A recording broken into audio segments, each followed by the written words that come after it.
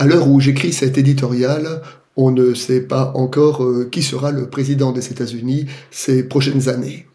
Mais il y a un résultat que l'on peut déjà enregistrer, c'est que le président Trump a fait beaucoup mieux que ce que les sondages prévisaient.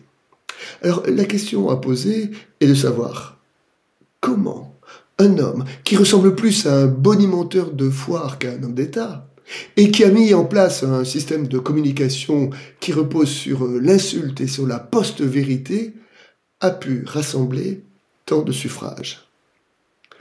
Un exemple biblique peut nous aider peut-être à ouvrir une piste.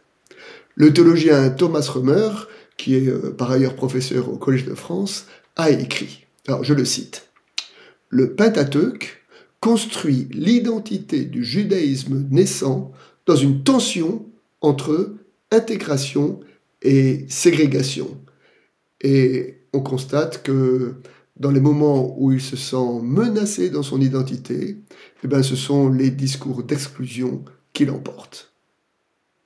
Alors nous trouvons effectivement dans le Premier Testament des versets qui parlent d'ouverture et d'accueil de l'étranger, mais il y en a aussi d'autres, c'est vrai que ceux-là sont moins souvent cités, d'autres qui demandent de ne pas se mélanger, de se méfier des étrangers et même d'aller jusqu'à expulser les femmes et les enfants qui n'appartiennent pas au peuple. Et le bibliste a observé que ces discours d'exclusion, d'une certaine façon, ils l'emportaient, ils mûrissaient lorsque le peuple se sentait fragilisé dans son identité et menacé dans son histoire.